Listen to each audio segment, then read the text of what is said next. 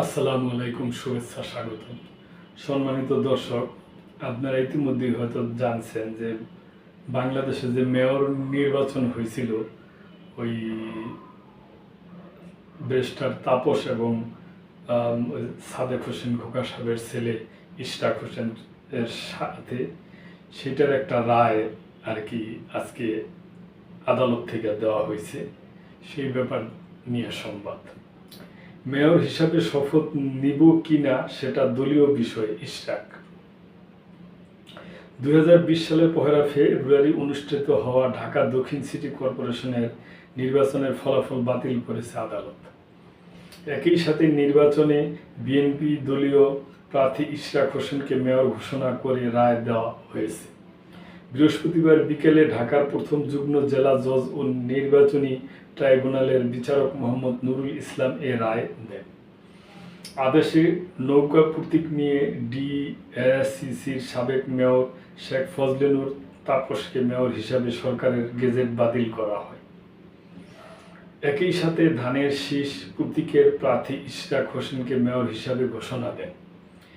রায় ঘোষণার সময় আদালতে উপস্থিত ছিলেন ইশরাক হোসেন। এ সময় আদালত চত্বরে উপস্থিত সাংবাদিকদের উদ্দেশ্যে ইশরাক হোসেন বলেন, আমরা ন্যায় বিচার পেয়েছি, এটা হলো মূল বিজয়। আমি মেয়র হতে পারবো কিনা বা শপথ নেব কিনা সেটা সম্পূর্ণ দলীয় বিষয়। তিনি আরো বলেন, বাংলাদেশের ন্যায় বিচার ফিরে আসুক। ফেসিবাদী হাসিনা সরকার পতনের পর সাধারণ মানুষ যে ন্যায় বিচার পায় সেটার ধারা শুরু হচ্ছে বা শুরু হয়েছে। এই ধারণাটা অব্যাহত থাকুক। বাংলাদেশের সর্বস্তরে ন্যায় বিচার প্রতিষ্ঠা করা আমাদের মূল উদ্দেশ্য।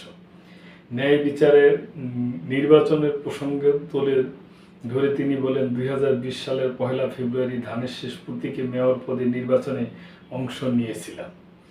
সেই নির্বাচনে দিনে দুপুরে ভোট ডাকাতি হয়েছিল। নির্বাচনের প্রচারণা শুরু থেকেই আমরা অভিযোগ দিয়ে আসছিলাম। তখন আমাদের প্রচারণাকে ভিন্নভাবে বাধা দেওয়া হয়েছিল। তখনকার বিএনপির সমর্থিত কাউন্সিলর প্রার্থীদের বিনা মামলায় গ্রেপ্তার করা হয়। আমাদের প্রচারণার মাইক ভাঙচুর করা হয়েছে, পোস্টার ছিঁড়ে ফেলা হয়েছে।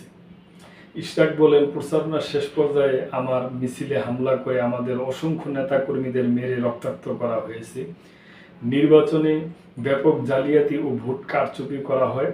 আমরা তখন মামলা করেছিলাম। সব কিছু আইনগতভাবে সম্পূর্ণ হয়েছে।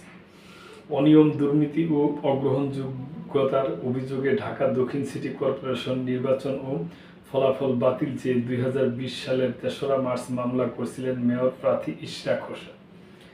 মামলায় তৎকালীন প্রধান নির্বাচন commissioner KM Nurul Huda, returning কর্মকর্তা মোহাম্মদ আব্দুল বাতেন ও দক্ষিণ সিটি কর্পোরেশনের মেয়র ব্যারিস্টার ফজলেনুর তাপস সহ 8 জনকে বিবাদী করা হয়েছিল।